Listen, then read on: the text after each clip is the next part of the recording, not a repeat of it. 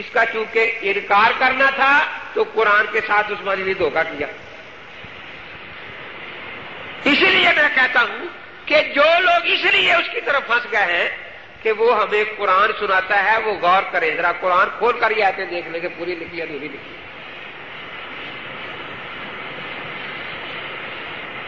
دوسری طرح سمجھے، ہمیں دو چیزوں کی دین میں ضرورت ہے. کتنی چیزوں کی؟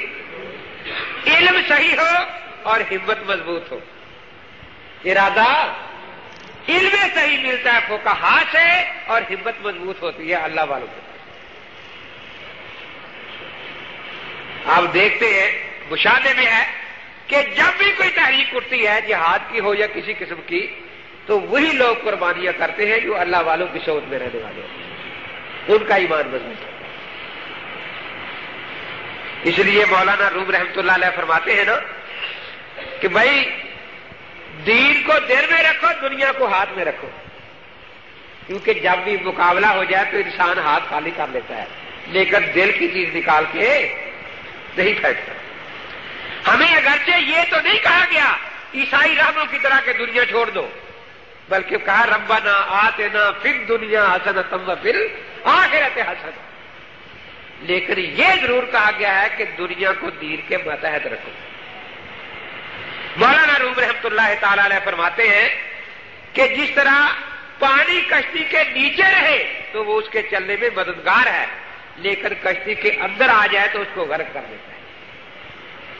جب تک دنیا دین کے تابع رہے یہ دین کی مددگار ہے، اور جب یہ دین پر غالب آ جائے تو دین کا بیڑا غرق کر دیتا ہے. تو میں یہ عرض کر رہا تھا، اب ولی عربی لفظ ہے، ولی کا معنی کیا ہوتا ہے؟ قریب ہونا. اب قریب ہونے کی تفسیر اللہ کے پاک پیغمبر نے کیا فرمائی؟ قرب نوافل والی حدیث مذکور ہے بخاری شریف میں کہ انسان زیادہ نفل پڑتا ہے تو اللہ کے قریب ہوتا چلا جاتا ہے. یہ زیادہ عبادت کر کے اللہ کے قریب ہوتا ہے اور اللہ کی رحمت اسی طرح اس کے قریب ہوتی، دونوں طرف سے قرب ہوتا چلا جاتا ہے. تو ولی کا معنی ہی قریب ہے. اس لیے قرآن نے دوسری جگہ ان کا لفظ مقربین کے ساتھ تذکرہ کیا ہے. سورہ واقعہ میں 3 جماعتوں کا ذکر ہے نا، مقربین کا، اصحاب یمین کا، اصحاب شمال کا.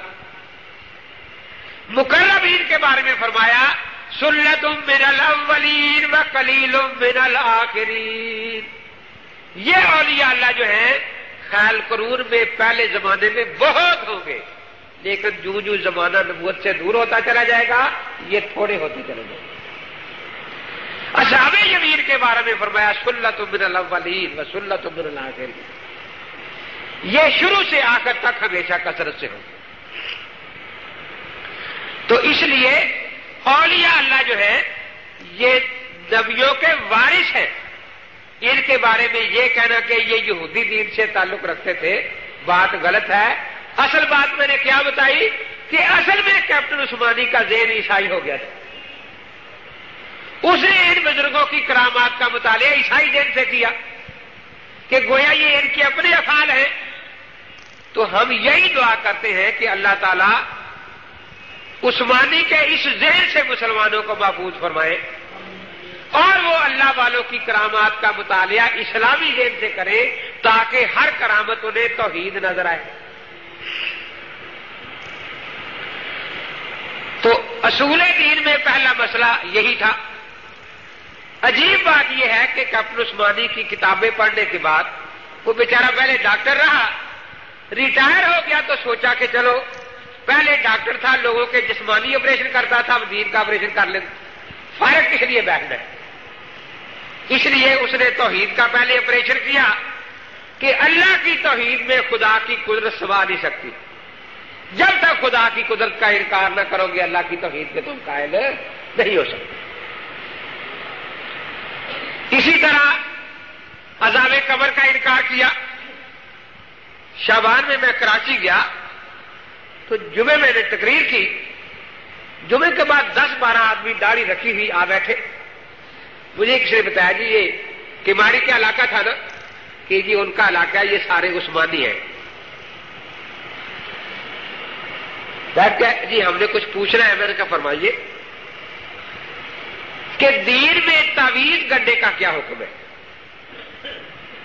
دین میں تعویذ گڈے کا کیا حکم ہے؟ میں نے حیران ہو کے پوچھا کہ دین میں؟ کہ جی ہاں. ان کا دین کے ساتھ اس کا تعلق کیا ہے؟ عجیب آدمی ہو, تمہیں دین کا معنی نہیں آتا. تم مجھے پہلے دین کا معنی سمجھاؤ کیا ہے. وہ خاموش کہ دین کو کہتے ہیں نا. میں دیکھو عثمانی کو کہتے ہیں, تو کوئی بات نہ ہوئی. میں کہا دین کے مد مقابل لفظ دنیا ہے نا. میں نے کہا کچھ عربی پڑھے ہوئے؟ جی ہاں میں پڑھا ہوا. ایک کہتا ہے. میں نے کہا دنیا مؤنث کا صیغہ ہے مذکر کا؟ کہتا ہے یہ تو مجھے پتا نہیں.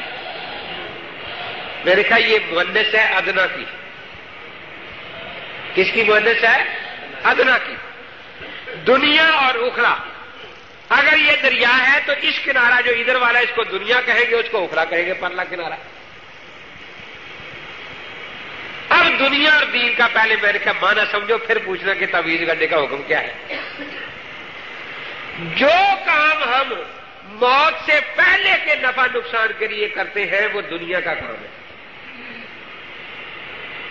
اور جس کام میں ہماری نیت اور ارادہ موت کے بعد کے ثواب عذاب کا ہے وہ دین کا کام. موت ایک بارڈر ہے, اس سے پہلے کے لیے ہم جو بھی محنت کرتے ہیں وہ دنیا کا کام, اور اس کے بعد کے لیے جو کچھ کرتے ہیں وہ دین کا کام ہے. تو دین اور دنیا کا فرق سمجھ آیا جی. تو تعویذ اس لیے لیتے ہیں نا کہ صوفی صاحب تعویذ لکھ دے عذاب قبر معاف ہو جائے.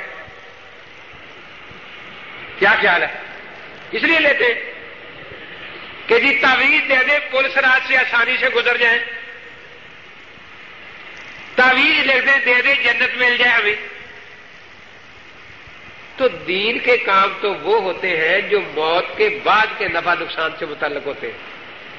ان کا دین کے ساتھ تعلق نہیں ہے, تو ایک دنیاوی طریقے علاج ہے. جیسے طب کہتا جی حدیث بھی آتا ہے, یہ میرے خیال نیرو بیان حدیث بھی آتی ہے. سلفاڈازین آتی ہے جو ڈاکٹر عثمانی استعمال کرتا رہا. اگر دوائیوں کے نام بھی حدیث میں ہونے ضروری ہے تو آپ باقی دوائیاں دکھا دیں, اس کے بعد ہم 15 تعویذ بھی کہیں دکھا دیں گے آپ کو. کہتا جی التمائم شرکن. میرے خیال پہلی بات یہ کہ حدیث صحیح ہے بالکل جی. میرے خیال راوی مجہول ہے آخی ابن زینب, اس میں اس کی توثیق لا دو کہیں. دوسرے مغرب میرے سامنے رکھ دی, لغت کی کتاب, لکھا ہے کہ وہ بیوقوف ہے جو تمیمہ کا معنی تعویذ کرتا ہے. تمیمہ کا معنی تعویذ ہے ہی نہیں. میرے خیال سمجھو دنیا کا کام جو ہے اس کے بارے میں حضرت نے کیا فرمایا, انتم عالم بامور دنیاکم. لیکن دنیا کے کام بعض جگہ کہیں دین سے ٹکرانے لگے, پھر شریعت وہاں بند لگاتی ہے. مثال کے طور پر سمجھے کہ یہ آپ جو لباس پہنتے ہیں, ہر علاقے ہر خاندان کے لباس کا انداز کچھ الگ ہوتا ہے. اس پر کوئی پابندی نہیں, جس طرح چاہے آپ لباس پہنے. صرف 2 پابندیاں لگا دی. ایک تو اسراف نہ ہو کہ پیچھے لٹکتا آ رہا ہے, اور دوسرے تشبہ نہ ہو کسی کافر قوم سے. ایسا خاص لباس کے دیکھ کر سمجھے سکھ آ رہا ہے, انگریز آ رہا ہے. یہاں چونکہ کچھ ٹکراؤ ہو جائے گا, اس لیے یہاں آ کے